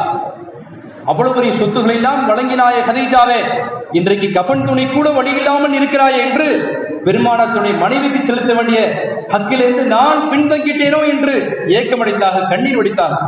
இல்லை யார் சொல்லலாம், நான் தான் உங்களுக்கு கடமைப்பட்டிருக்கிறேன், எங்களை மன்னிச்சுட்டேன்னு தாங்கள் சொல்லுங்கன்றாங்க. பெருமானார் ஹீரா குகையிலே பல மாதங்கள் தனிமையிலே திக்ரு செய்த பொழுதெல்லாம், அல்லாஹ்வை நினைவு கூர்ந்த நேரத்திலே எல்லாம் அப்பேற்பட்ட உயரமான மலை குன்றின் மீது சாப்பாடுகளை, சில வகையான உணவுகளை, பெருமானாருக்கு வேண்டிய குடிபானத்தை, தண்ணீரை எல்லாம் கால் கெடுக்க, அப்பொழுதே வயது அவர்களுக்கு 50-55 தாண்டி போயிடுச்சு. அப்பேற்பட்ட ஹதீஜா அம்மையார் நபியல்லாஹி ஸல்லல்லாஹு அலைஹி வஸல்லம் வாழ்க்கையிலே எல்லா நிலைகளிலுமே கூட இருந்து பயணித்தாங்க. இரண்டாவது கோரிக்கை சொன்னாங்க, நான் மன்னிச்சுட்டேன். இரண்டாவது கோரிக்கை யார் சொல்லலாம், நான் வஃபாத் ஆகிட்டால், இறந்து விட்டால், நாயகமே என்னை அடக்கம் செய்கிற வேளையிலே தாங்கள் ஜிப்ரீல் அலைஹிஸ்ஸலாம் அவர்கள் முதலாக இக்ரா பிஸ்மி ரப்பிக்கல்லதீ ஹலக் என்று முதல் வஹியை தந்தார்களே, வஹி முதலாக உங்களுக்கு குர்ஆன் இறங்கிய நேரத்திலே ஜிப்ரீல் அலைஹிஸ்ஸலாத்துடைய அழைப்பை தாங்கள் பெற்றீர்களே, அப்பொழுது எந்த ஆடை உடுத்தினீர்களோ, வஹியின் முதல் வஹி நேரத்திலே எந்த ஆடையை உடுத்திருந்தீர்களோ, தாங்கள் மேனியை அலங்கரித்ததோ அந்த ஆடையிலே தான் எனக்கு கஃனிட வேண்டும் என்று ஆசைப்படுகிறேன், செய்கிறேன்டான். மூணாவது பெருமானார் ஸல்லல்லாஹு அலைஹி வஸல்லம் ஒரு கோரிக்கை வைத்தார்கள், என் அருமை பிஞ்சு குழந்தை, மற்றவங்கெல்லாம் ஓரளவுக்கு மெச்சூரிட்டியா இருக்கிறாங்க, ஸைனப் ரலியல்லாஹு அன்ஹா, ருக்யா அம்மையார் இவங்க எல்லாம் ரொம்ப மெச்சூரிட்டியா இருக்கிறாங்க. உம்மு குலுசும் அவங்க எல்லாம் பெரிய வயசுக்காரவங்க. ஆனால் பாத்திமாவை மட்டும் சின்ன குழந்தையா விட்டுட்டு போறீங்கமே, நீங்கள் தான் அந்த குழந்தைக்கு தகப்பனாராக இருந்து, அந்த குழந்தைக்கு தாய்க்கு தாயாக இருந்து, அந்த குழந்தையை பராமரித்து பாதுகாத்து ஒரு நல்ல கணவனுடைய கையிலே ஒப்படைப்பது என்பது உங்கள் வசம் இருக்கிறது நாயகமே. அதுல நீங்க சோட போகிறாங்கன்னு கேட்டாங்க. குறைஷி பெண்கள் யாரும் என்னுடைய அருமை மகள் பாத்திமாவை கன்னத்திலே அறைவதற்கு நீங்கள் அனுமதித்து வரக்கூடாது நாயகம் என்று சொன்னார். ஆனால் தான் அதீதமான பாசத்தை கொட்டினார் அன்னை பாத்திமா ரலியல்லாஹு மீது. அந்த பாத்திமா பெருமானார் சொன்னார்கள், பாத்திமாவை நேசிப்பது என்னை நேசிக்கிறது சமன்றாங்க சொல்லலாம். பாத்திமா புதுக்கும் மின்னி, பாத்திமா ரலியல்லாஹு அன்ஹா ஈரல் குலை துண்டு என்று சொன்னார். இப்பேற்பட்ட பாசத்தை எல்லாம் கொட்டி வளர்த்த அன்னை பாத்திமாவிடத்துல நபி ஸல்லல்லாஹு அலைஹி வஸல்லம், பாத்திமா ஒரு முறை தான் வீட்டுக்கு நபி ஸல்லல்லாஹு அலைஹி வஸல்லம் வந்திருந்தாங்க. எங்கம்மா அலி என்று கேட்டார். உன்னுடைய கணவர் அலி ரலியல்லாஹு அன்ஹு எங்கே என்று கேட்ட பொழுது அன்னை பாத்திமா சொன்னார்கள், நாயகமே எனக்கு அவருக்கு ஒரு சின்ன தகராறுட்டாங்க, எனக்கும் அவருக்கும் ஒரு சின்ன தகராறு, அதனாலே கொஞ்சம் கோவிச்சுட்டு போயிட்டார். பெண்கள் தான் சிறந்தவன் நான் சொன்னேன், இல்ல ஆம்பளை தான் சிறந்தவன் அவர் சொன்னார். ஒரே மல்லுக்கட்டு குத்திருச்சு, அதனால எனக்கு அவர் கொஞ்சம் பேச்சுவார்த்தை இல்லாம இருக்கின்றாங்க. உடனே நபி ஸல்லல்லாஹு அலைஹி வஸல்லம் தேடுறதுக்கு ஆள விட்டாங்க. அலி ரலியல்லாஹு இங்கே பாருங்க, ஊர் பூரா தேடிட்டு கடைசியாக அல்லாஹ்வுடைய பள்ளிவாசலுக்கு வந்த அத்தனை தீர்வு கிடைக்கின்றதுனால அன்றைக்கு பள்ளிவாசல் மண் தரை, அந்த மஸ்ஜித் நபவியுடைய ஓரத்திலே மண் தரையிலே அவர் படுத்து கிடந்தார். உடம்பெல்லாம் மண்ணாக இருக்கிறது. நபி ஸல்லல்லாஹு அலைஹி வஸல்லம் அப்படி தேடிட்டு வந்தாங்க. மஸ்ஜித் நபவியிலே படுத்து கிடந்த தன்னுடைய மருமக பிள்ளை அலி ரலியல்லாஹு அன்ஹு அவர்களை எழுப்பினார்கள். கும் யா அபத்துராப், மண்ணின் தந்தையே, மண்ணின் மைந்தரே, எழுந்திருங்கட்டாங்க. தன்னுடைய மருமகனார் அலி ரலியல்லாஹு அன்ஹு அவரை அழைச்சிட்டு போய் அருமை பாத்திமாவிடத்தை சொன்னார்கள், பாத்திமாவே, நீ என்னுடைய ஈரல் குலை துண்டாக இருக்கலாம், என்னுடைய நேசமாக நீ இருக்கலாம், ஆனாலும் உன்னுடைய கணவரிடத்திலே நடந்து கொள்ளக்கூடிய முறையை வைத்துதான் உனக்கான சுவர்க்கம் தீர்மானிக்கப்படுகிறது, உனக்கான நரகமும் அவருடைய திருப்தியின்மையிலே தான் தீர்மானிக்கப்படுகிறது. அவற்றை நல்ல விதமாக நடக்கிறேன்னு சொன்னால் இந்த முகம்மதனுடைய பிள்ளையாக இருந்து கூட அது வீணா போயிடும். தன்னுடைய பிள்ளையிடத்துல அற்புதமாக புத்திமதி சொல்லி ஒரு குடும்பத்தில் உள்ள பெண்களுக்கு நல்ல கட்டமைப்பை ஏற்படுத்தியவர்கள் நாயகம் ஸல்லல்லாஹு அலைஹி வஸல்லம் பார்க்கணும். பெருமானார் சொன்னார்கள், சில குடும்பத்திலே ஊழல் கூடல்லாம் இருக்கத்தான் செய்யும், அதனால வலா தந்திரிபில் வச்சுக, ஒரு கணவனாக இருப்பவர் தன்னுடைய மனைவியுடைய முகத்தில் அடிக்கவே கூடாது என்று தடுத்திருந்தார். நாலாவது சொன்னார்கள், வலா துகப்பிஹ், கெட்ட வார்த்தையை கொச்சையான வார்த்தையை சொல்லி திட்டாதீங்கன்னு ஸல்லல்லாஹு அலைஹி வஸல்லம். இன்னைக்கு நிறைய தலாக் பிரச்சனைக்கு பின்னணியில் பார்த்தீங்கன்னு சொன்னா, அந்த மாதிரி என்னை மானாவாரியா திட்டுதுன்னு சொல்லி சொல்றார்.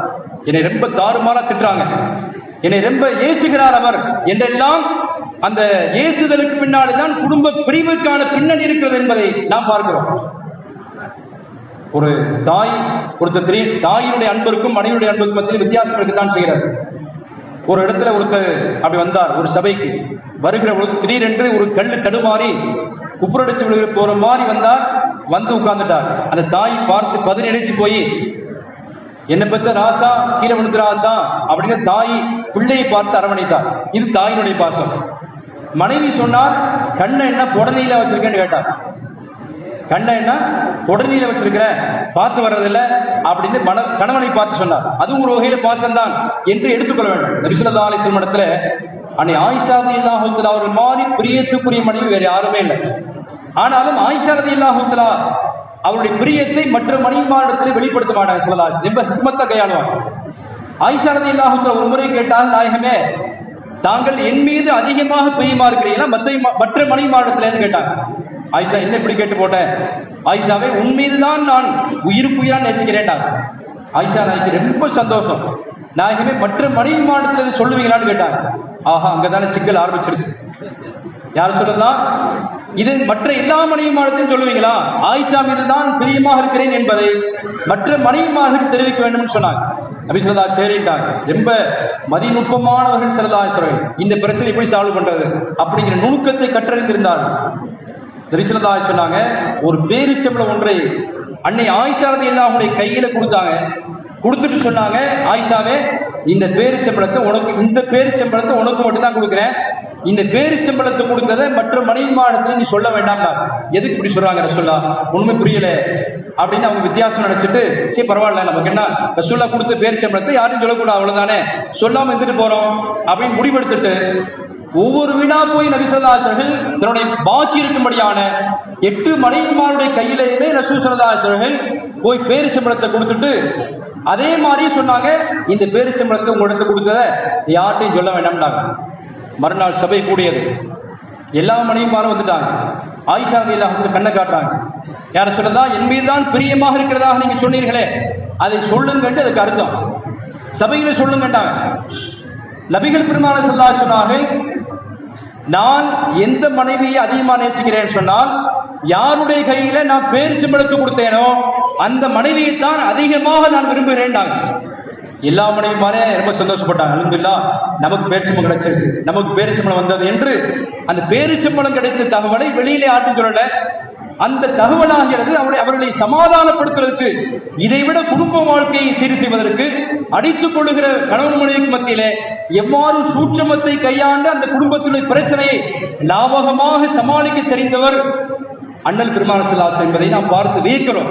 இந்த பாணியை தான் நம்ம கையாள வேண்டும். நபி ஸல்லல்லாஹு அலைஹி வஸல்லம் சொன்னாங்க, 3 இடத்துல பொய் பேசலாம்னாங்க. 3 இடத்துல பொய் பேசுறது மார்க்கத்தில் அனுமதி இருக்கிறது. முதலாவதாக 2 பிரிந்து கிடக்கக்கூடிய அண்ணன் தம்பி அக்கா தங்கச்சியில சேர்த்து வைக்கிறதுக்காக அவங்களிடத்துல போய் 4 பொய்யை பொருட்டாவது அள்ளிவிட்டு, உங்களை பத்தி அவர் எப்படி பேசுறாரு தெரியுமா, நீங்க பிரிஞ்சிருந்திருந்து அவர் ரொம்ப கவலையா இருக்கிறார், என் தம்பி மாதிரி ஆகுமா அப்படின்லாம் சொல்றார் என்பதை ஒரு 4 பொய்யவாவது சொல்லி அந்த 2 அண்ணன் தம்பிகளையும் சேர்த்து வைப்பது இது உண்மையிலே பொய் இல்லைன்றாங்க ஸல்லல்லாஹு அலைஹி வஸல்லம். பொய்யே கிடையாது. என்மி கைரன் வயகூலு கைரன். நபி ஸல்லல்லாஹு அலைஹி வஸல்லம் சேர்த்து வைக்கிறதுக்காக பொய் சொன்னால் அது பொய்யினுடைய கணக்கில் வராதுன்றாங்க. இரண்டாவது, போர்க்களத்தில் ஒரு நாட்டை பாதுகாப்பதற்கு ஒரு இராணுவத்தினுடைய அந்த சோல்ஜர், ராணுவ வீரன் நாட்டையும் நாட்டு மக்களை பாதுகாக்கிறதுக்காக இந்த தீனை பாதுகாக்கக்கூடிய நோக்கத்தில் எதிராளிகளை சந்திக்கிற வேளையிலே அந்த எதிராளிகளை நம்மோடு போரிடக்கூடிய வரக்கூடியவனை கவனத்தை திசை திருப்பி அவனை கத்தல் செய்வதற்கிற இந்த நேரத்தில் பொய் சொல்றது பத்தி மார்க்கத்தில் தவறான விஷயம் அல்ல என்று ஸல்லல்லாஹு சொன்னாங்க. 3வது சொன்னாங்க, மனைவிடத்துல நியாயமான பொய் சொல்லலாம். அதாவது ஏதாவது பிரச்சனை வரும் இருந்தா, உதாரணமாக ஒரு 1500 ரூபாய்க்கு புடவை வாங்கி கொடுத்தா என் முன்னாடி ஒத்துக்கிறார், என் மனைவி ஒத்துக்கிற மாட்டாங்க என்று இருக்கக்கூடிய இடத்துல ஒரு 0 சேர்த்து போட்டுருங்க. 1500 பகரமா இன்னொரு 0 போட்டுட்டீங்கன்னு சொன்னா 15,000 மாறிடும். இதை இந்த மாதிரி தாராளமாக செய்யலாம். மனைவி ஏதாவது ஏடாகுடமா நம்மளை திட்டுவாங்க, ஏதாவது பேச்சு பேசுவாங்க என்று நினைத்தால் ஒரு சின்ன பொய்யை சொல்லி அந்த சமாதானத்தை விரும்பினால் அது பொய் கணக்கில் வராது என்று ஸல்லல்லாஹு அலைஹி வஸல்லம். இவ்வளவு நாள் நீங்க சொல்லாம போயிட்டீங்களே அப்படின்னு நினைக்கிறது, மெயின் வாய்ஸ் கேட்கிறது. இனிமேல் இன்ஷா அல்லாஹ் இதை கொஞ்சம் ஃபாலோ பண்ணி பாருங்க இன்ஷா அல்லாஹ். அல்ஹம்துலில்லாஹ், நபிகள் நாயகம் ஸல்லல்லாஹு அலைஹி வஸல்லம் வாழ்க்கையினுடைய அத்துணை செயல்திறன்களையும் இந்த உம்மத்துக்கு கொண்டு வந்து சேர்த்தாங்க. அதிலையும் குறிப்பாக பெண் மக்களுடைய உரிமைகள், அவர்களுக்கான கடமைகள் அனைத்தையும் நபிகள் பெருமானார் ஸல்லல்லாஹு அலைஹி வஸல்லம் கட்டமைத்திருக்கிறார்கள் என்று சொன்னால் மிகையானதல்ல. 5வது ஸல்லல்லாஹு அலைஹி சொன்னாங்க, வலா துகப்பிஹ் வலா தஹஜுர் இல்லா ஃபில் பைத்தி. உங்களுடைய மனைவி, தம்பி கொஞ்சம் பேசாம இருங்க, உங்களுடைய மனைவியின் மீது நீங்கள் வெறுப்பை காட்டுவதானால் 4 செவருக்குள்ளால வைத்து நீங்கள் வெறுப்பை காட்டுங்கள். அந்த நீங்கள் போடக்கூடிய சண்டை சச்சரவு இருக்கிறதே, அந்த 4 செவத்தை தாண்டி வெளியில வந்துடக்கூடாது. பிள்ளைகளுக்கு மத்தியில கூட தாய் தகப்பன், நல்ல கணவன் மனைவி சண்டை போடக்கூடாது. இது பெரும்பாலும் நமக்கான ஒரு மிகப்பெரிய குடும்பவியல் சம்பந்தமான பாடத்தை ஸல்லல்லாஹு கற்றுக் கொடுத்திருக்கிறார்கள். அதே போன்று நல்ல பெண்ணுக்கான அடையாளத்தை பெருமானார் சொன்னார்கள். ஒரு நல்ல பெண் எப்படி கட்டமைக்கப்பட்டவளாக இருப்பாள். நபி ஸல்லல்லாஹு அலைஹி சொன்னாங்க, அல் மர்அத்து இதா ஸல்லத் ஹம்ஸஹா. ஒரு பெண்மணி 5 தொழுகையை தொழு, வ ஸாமத் ஷஹரஹா, ரமலான் மாதத்துல முறையா நோன்பை நோற்று, வ அஹ்ஸனத் ஃபர்ஜஹா, தன்னுடைய கற்பு நெறியோடு வாழ்ந்து, வ தாஅத் பஅலஹா, தன்னுடைய கணவனுக்கு கட்டுப்பட்டு நடந்தால் நபிகள் நாயகம் ஸல்லல்லாஹு அலைஹி சொன்னார்கள், இப்படிப்பட்ட பெண்ணை நாளை மறுமையிலே கியாமத் நாளையிலே அல்லாஹ் சொல்வான், பல ததுகுல் மின் ஐய அபுவாபில் ஜன்னதி ஷாத். நீ முறையா நோன்பு வச்சிருக்கிற, உன்னுடைய கணவனுக்கு நீ கட்டுப்பட்டு நடந்தாய், இதன் பலனாக 5 தொழுகை எல்லாம் தொழுதா, இந்த காரணத்தினாலே சுவர்க்கத்துறை 8 வாசலிலே நீ நாடிய வாசல் வழியாக சுவர்க்கத்திலே நுழையம்மா என்று அல்லாஹ் தஆலா நல்ல சாலிஹான பெண்ணுக்கு அல்லாஹ் தஆலா அப்படித்தான் அழைப்பான் என்று ஸல்லல்லாஹு அலைஹி வஸல்லம். பெண் மக்களை இஸ்லாம் எப்படி கட்டமைத்திருக்கிறது, எப்படி உயர்வுபடுத்திருக்கிறது என்று பார்க்கணும். நபி ஸல்லல்லாஹு அலைஹி வஸல்லம் காலத்துல பெருமானாருடைய பக்கத்து வீட்டுல வாழ்ந்த ஒரு சஹாபி, ரொம்ப கோபக்காரர். தன்னுடைய மனைவியை பார்த்து அவர் சொல்லிட்டு போயிட்டார், நான் வீட்டை விட்டு வெளியில போறேன், திரும்ப வீட்டுக்கு வர்ற வரைக்கும் என் பேச்சை கேட்காம நீ வெளியில போனேன்னு நடக்கிறது வேறேன்டா. அன்றைய காலத்தில் மட்டுமல்ல, இன்றைக்கு அதை தாண்டில ஆள் இருக்கிறாங்க. நான் சொல்றது புங்குனூர்ல இல்ல, வெளியில. அப்ப இந்த சஹாபி சொன்னார், நான் வெளியில போயிட்டு திரும்ப வீடு வந்து சேர்றது வரைக்கும் அனுமதி இல்லாமல் வெளியில போகக்கூடாண்டார். இவர் வெளியில போன உடனே சட்ட நேரத்துக்கெல்லாம் அந்த பெண்ணுடைய தகப்பனார், அந்த மாப்பிள்ளையினுடைய மாமனார் காலமாயிட்டார். அவர் பெருசா நல்லமெல்லாம் செய்யக்கூடியவர் அல்ல, தொழுகை வணக்கம் எல்லாத்திலும் மைனஸ் தான். அவர் நிரப்பமான நன்மையை சேர்த்து வச்சிருக்கிறார் என்பதெல்லாம் அல்ல, மலை போன்று நன்மையை குமித்தவர் அல்ல. ஆனாலும் நபிகள் நாயகம் ஸல்லல்லாஹு அலைஹி வஸல்லம் அந்த பெண் பெருமானாரிடத்திலே சட்டம் கேட்டு அனுப்பினார், நாயகமே என் கணவர் நான் வீட்டில் இல்லாத நேரத்தில் எங்கே போகக்கூடாதுன்னு சொல்லியிருக்கிறார். அதனால இப்ப தகப்பனார் காலம் ஆயிட்டார், இப்ப நான் என்ன செய்ய? தகப்பனாருடைய மையத்தை ஜனாசாவை பார்த்துட்டு வரலாமா, இல்ல அவருடைய அனுமதி வரைக்கும் நான் வெயிட் பண்ணுவான்னு கேட்டாங்க. நபி ஸல்லல்லாஹு அலைஹி வஸல்லம் அத்தி பஅலகினாங்க, உன்னுடைய கணவனுக்கு நீ வழிபட்டு நடக்கணும்டா. அந்த பெண்மணி ஜனாசாவில் வந்து கலந்துக்கவே இல்லை. நபிகள் நாயகம் ஸல்லல்லாஹு அலைஹி வஸல்லம் முன்னிலையிலே ஜனாசா குளிப்பாட்டப்பட்டது, பெருமானார் ஜனாசா தொழு வச்சாங்க. அந்த சகோதரருடைய அந்த சஹாபியினுடைய ஜனாசா நல்லடக்கம் செய்யப்பட்டது. அதுவரைய மகள் கீழே வரவே இல்லை. இப்படி யாராவது இருப்பாங்களா? எங்க அத்தா மூத்தாயிட்டார், நீங்க சொன்னா சொல்லாட்டி எங்களுக்கு என்னான்ட்டு போயிடுவாங்க. ஆனா அந்த சஹாபி அடக்கம் செய்யப்பட்ட பின்னாலே நபி ஸல்லல்லாஹு அலைஹி வஸல்லம் சொன்னார்கள், இவருடைய மறுமையிலே வெற்றி பெற்றுட்டார்னாங்க. அந்த சஹாபி இருக்கிறாரு, பெருசா தொழுகல, நோன்பு வைக்கல, எந்த அமலுமே செய்யலதான். ஆனால் கணவனுக்கு கட்டுப்படுகிற ஒரு நல்ல மனைவியை கட்டமைத்திருக்கிறாரே, அப்படியான அற்புதமான பெண் சமூகத்தை, நல்ல மகளை உருவாக்கி தந்தாரே, அதன் பரக்கத்தினால் இவருடைய கபருடைய அதாபு எல்லாம் குறைக்கப்பட்டு அவர் சுவர்க்கவாதி என்று நபி ஸல்லல்லாஹு அலைஹி வஸல்லம் சொன்னார். அப்படித்தான் பெண்களை, ஒவ்வொரு பெண்மணிகளையும் கல்வியிலே, ஒழுக்கத்திலே, தொழுகையிலே, ஆன்மீகத்திலே, இது போன்ற எல்லா நிலைகளிலுமே பெண்களை உயர்வுபடுத்தி காண்பித்தவர்கள், அவர்களை சுவர்க்கம் செல்வதற்கான தகுதி வாய்ந்த கூட்டமாக பெண் சமூகத்தை உருவாக்கி தந்தவர்கள் நபி ஸல்லல்லாஹு அலைஹி வஸல்லம் என்பதை நாம் மறந்துவிடக்கூடாது. பேச வேண்டிய நிறைய குறிப்புகள், நிறைய செய்திகள் இருக்கிறது. நேரமின்மையின் காரணத்தினாலே சுருக்கமாக நான் முடிக்கிறேன். நபி ஸல்லல்லாஹு அலைஹி வஸல்லம் சொன்னார்கள், ஹைருக்கும் ஹைருக்கும் லி அஹ்லிஹி வ அன ஹைருக்கும் லி அஹ்லி, உங்களில் சிறந்தவர் தன்னுடைய குடும்பத்தில் யார் நல்ல பேர் எடுக்கிறாங்களோ அவர் தான் சிறந்தவர் என்று ஸல்லல்லாஹு அலைஹி வஸல்லம் சொன்னாங்க. நான் என் குடும்பத்தில் சிறந்தவன், ஹைருக்கும் லி அஹ்லி, உங்கள் அனைவர்களை விட என் மனைவி மக்களிடத்தில் நீங்க ரிப்போர்ட் எடுத்து பாருங்க, என்னை நல்ல மனுஷன் சொல்லுவாங்க. ஆனா இன்னைக்கு நம்ம என்ன செய்யறோம்னு சொன்னா, கடத்தருவில் நல்ல மனுஷன், டீ கடையில் அவரை பத்தி ஓஹோ ஆஹான்னு புகழ்வார்கள், எல்லா இடத்திலுமே புகழ்ந்து செல்வார்கள். வீட்டுல போனா அந்தம்மா தாறுமாற கிடைக்கும், அவர்லாம் ஒரு மனுஷன், அவர்லாம் ஒரு பெரிய இப்படிப்பட்ட பெரிய மனுஷன் சொல்றாங்க. என்னென்ன காதல பேச முடியாதோ எல்லாத்தையும் திட்டி தீர்க்கக்கூடிய ஒரு தன்மைதான். குடும்பத்துல நல்ல பேச்சு இல்லாமல், நல்ல பேரெடுக்க முடியாமல் பலர்கள் இன்றைக்கு சிக்கி தவிக்கிறோம். உமர் ரலியல்லாஹு அன்ஹுடைய காலத்துல அவங்க ஜனாதிபதியாக ஹலீஃபாவாக இருந்த நேரத்துல ஒருத்தர் வருகிறார், தன்னுடைய மனைவியை பற்றி ரிப்போர்ட் எடுத்துட்டு வர்றார். கலீஃபாடையா போய் சொல்லுவோம், ஏதாவது தீர்வு கிடைக்கும் என்று நினைத்து கொண்டு வர்றார். உமர் ரலியல்லாஹு வீட்டு வாசல் அப்படி கால் எடுத்து வைக்கிறார். யா உமர், அங்கிருந்து அந்தமா கத்துது. உமர் ரலியல்லாஹு மனைவி கத்துறாங்க, அன்தல்லதி உமர், நீ எல்லாம் ஒரு உமரா? இந்த நாட்டை ஆண்டு கொண்டிருக்கூடிய ஜனாதிபதினு உங்களை எல்லாம் கூப்பிடுறாங்களே, நீ என்னத்துக்களை லாய்க்கு என்னெல்லாம் தாறுமாறாக கழித்திருக்கிறார். நபி ஸல்லல்லாஹு அலைஹி சொன்னாங்க, உமர் செல்லுகிற பாடையிலே சைத்தான் போக மாட்டாங்க, அவ்வளவு பெரிய உன்னதமான உயர்ந்த சஹாபி. அந்த மாதிரி சொல்ற திட்டி தீர்க்கக்கூடிய, வசை பாடுகிற அத்துணை சொற்களையுமே அமைதியாக தலையை கீழே போட்டுட்டு அவர் சார்ந்த நிலையில் இருக்கிறார். உமர் மாபெரிய வீரர். அவர் ஹிஜ்ரத்து செல்லுகிற வேளையிலே மக்கமா நகரத்திலே கஅபாவினுடைய ஹத்தீமிலே ஏறி நின்று கொண்டு ஒட்டுமொத்தமான குறைஷிகளை அழைத்து சொன்னார், யாருடைய பிள்ளை தகப்பனார் இல்லாமல் அனாதையாக வேண்டும் என்று ஆசைப்பட்டால் என்னை நீ தடுத்து பாருட்டாங்க. யாருடைய மனைவியாவது விதவையாக வேண்டும் என்று ஆசைப்பட்டால் நான் ஹிஜ்ரத்து போகிறதை நீ தடுத்துப்பார். எல்லா சஹாபாக்களும் நடுநீசி நேரத்துல, இரவுல, ராத்திரியில ஒரு பப்ளிக்ல போயிடாம பயந்து போனாங்க. உமர் ரலியல்லாஹு அன்ஹு நண்பகல் வேளையில ஒட்டுமொத்தமான குறைஷி கூட்டத்தை அழைத்து சொன்னார்கள், யாருக்காவது என்னை தடுக்க சக்தி இருந்தால், நீ ஒரு ஆண்மகனா இருந்தால் என்னை தடுத்து பாருன்னு கேட்டாங்க. யார் ஒருத்தர் கூட கொண்டு வரல. அப்பேற்பட்ட வீர பரம்பிலே வந்தவர்கள் உமர் ரலியல்லாஹு அன்ஹு. ஆனா அந்தம்மா சத்தம் போட்ட உடனே தலையை கீழே போட்டுனாங்க.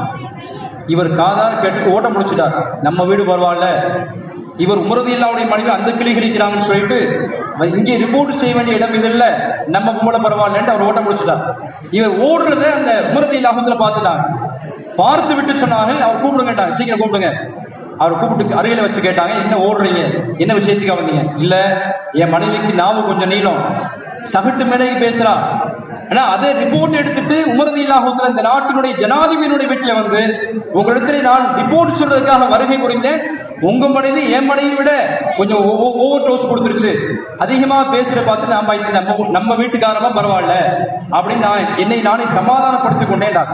உமர் ரலியல்லாஹு சொன்னாங்க, என் மனைவி எனக்கு சமையல் செய்யக்கூடிய சமையல் காயா இருக்கிறார், என்னுடைய ஆடைகள் எல்லாம் துவைத்து போடக்கூடிய வண்ணாத்தியாக இருக்கிறார், என்னுடைய பிள்ளைகளை பராமரிக்கிற ஆயாமாவாக இருக்கிறார், எனக்கு நோவு கண்டால் நோவை தைலம் தேய்ச்சி அப்படிலாம் தேய்ச்சி விட்டு என்னை பராமரிக்கக்கூடிய மருத்துவச்சியாக இருக்கிறார். பல்வேறு விதமான பரிணாமங்கள் பெற்ற மனைவி சட்டு திட்டினால் என்ன பொறுத்து போக வேண்டியதான். இந்த இப்படியான பாடத்தை எல்லாம் எங்கே இருந்து கற்றுக்கொண்டார்கள் சஹாபாக்கள் என்று சொன்னால் பெருமானாருடைய பல்கலைக்கழகத்திலே தான் கற்றுக்கொண்டார். அன்பிற்குரிய அல்லாஹ்வின் நல்லடியார்களே, பெண் சமூகத்தை எப்படி நபி ஸல்லல்லாஹு அலைஹி வஸல்லம் கற்றமைந்து சீரான பாதையிலே சென்று சுவர்க்கத்துக்கானவர்கள் என்று நன்மாராயம் சொல்லப்பட்டதாக பெண் சமுதாயம் இருக்கிறதோ அதுபோன்று அந்த வழி நடந்து நாம் அனைவர்களும் அண்ணல் நபி ஸல்லல்லாஹு அலைஹி வஸல்லம் வாழ்க்கையினுடைய வழிமுறைகளை முழுமையாக பின்பற்றி நடந்து பெருமானாருடைய உன்னதமான உயர்ந்த ஷஃபாஅத்தை பெறக்கூடிய நற்பாக்கியத்தை நாளை மறுமையிலே பெருமானார் ஸல்லல்லாஹு அலைஹி வஸல்லம் அவரோடு சுவர்க்கத்திலே தங்கியிருக்கும்படியான பெரிய பாக்கியத்தையும் அல்லாஹ் தஆலா நாம் அனைவருக்கும் நசீபாக தந்தருவானாக. வாஹிர் துஆன் அல்ஹம்துலில்லாஹி ரப்பில் ஆலமீன். அஸ்ஸலாமு அலைக்கும் வரஹ்மத்துல்லாஹி வபரகாத்துஹு.